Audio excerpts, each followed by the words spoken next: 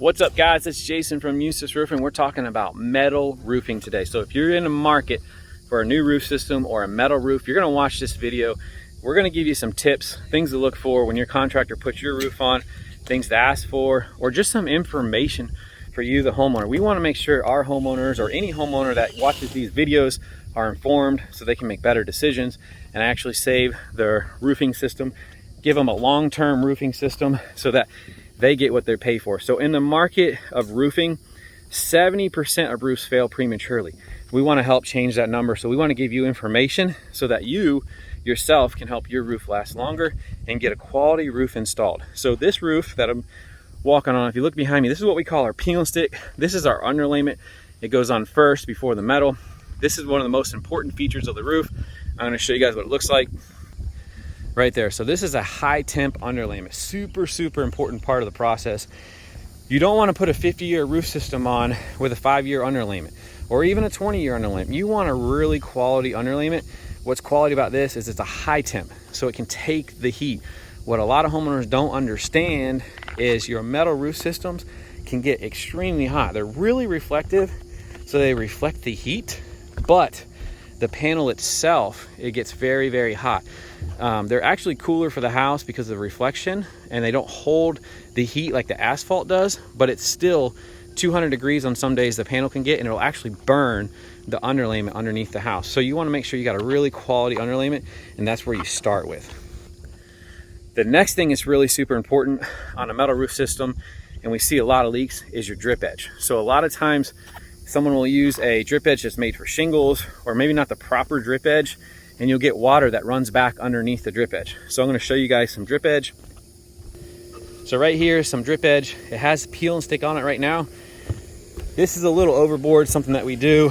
When we're all done, we wrap it with peel and stick so you can see it. Another thing too is really good quality fastener here that we buy. This goes underneath, you don't even see it, but it's an important part of the process.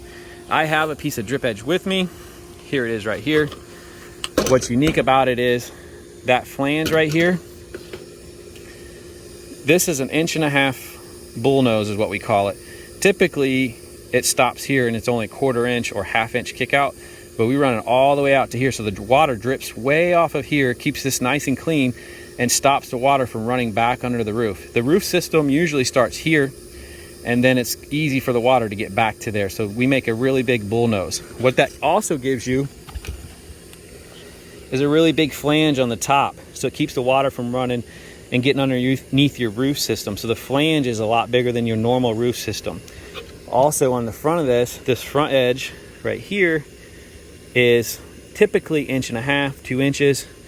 We have the capability of making this flange as big as we want, because all we have to do is type in our CNC machine what we want this length to be. So to be honest with you, sometimes we do a house and they have a lot of staining from the old drip edge, and we need to make a bigger drip edge to cover it. So it's easy solution. We type it in the computer, boom, bigger drip edge, nicer job when we're done, happier homeowner, and they have to paint or do anything like that. When we leave, it's over, it's done. So these are features that are really important. Another feature is the screw itself. We see this all the time. So you put a 50-year roof system on with a screw that doesn't last very long. So we want to have a quality screw. I'm going to show you guys the screw that we use. So this is one of my favorite colors while we're here. It's a copper color, looks really nice. The finish on it is a Kynar finish. That's another important part of the process. If you don't have a Kynar finish on it, you're asking for trouble. I can tell you right away. Kynar finish is what keeps the panel from fading over time. It's a really quality paint system, and you can actually buy cheaper paint systems that the panel is a lot cheaper to buy, and then in 2 years it's faded, you got problems, and that's the wrong way to go. If you look at the fastener here, you can barely see the neoprene, and that's why I like this fastener, because it has like a helmet that covers the neoprene and keeps it out of the sun so it lasts. Another cool feature is when this metal down here hits the panel, it stops instead of the neoprene stopping it, and that way you don't over tighten or under tighten the panel. Key thing on the metal too, I would never go with 29 gauge. I would stick with 24, 26 gauge. There's a lot of cheap gauge metal out there, and you really want that 26 gauge. If anything, 24 gauge is even better. 26 gauge is enough, but 29 gauge is not. I would not go with 29 gauge. So these are a few features about a metal roof system. I'll show you guys what it looks like when we're done. This is going to be a really beautiful job. Another key feature is right there. You don't see this often. Vehicles that are marked on a job site. We want people to know that Eustis Roofing is here, and one of the key features is we don't subcontract. And so this is how we show that we don't subcontract. Our guys show up in our vehicles. We're a team here, and what that does is we're able to, handpick our employees. We're also able to see the guys that are talented. We know each employee, we know their family, we know their skill level and what they're good at, so that's how we place them. If we were subcontracting, we don't know much about the employee as a subcontractor.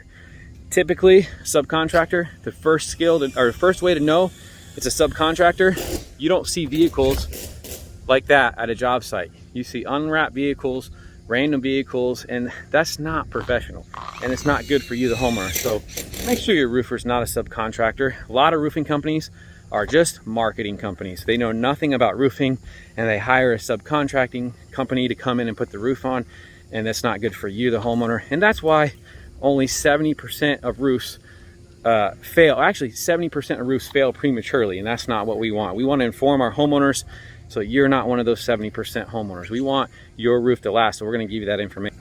So another look at it. Here's some drip edge here. It hasn't had the penal stick put on it. And again, we got that quality drip edge with a really, really good fastener. These are one of my favorite. They're coated fasteners. There's some other ones out there in the market, and I had some in my shop one time, and they rusted in the bucket that they came in. And I'm like, why would I want to put that on one of my homeowners' roofs? So we went to work and we found the best fastener on the market, and that's the one that we're going to put on our homeowners' homes. So guys, I'll show you what this looks like when we're done. It's a copper colored metal roofing system. It's a multi-rib 26 gauge metal that we're putting on this roof.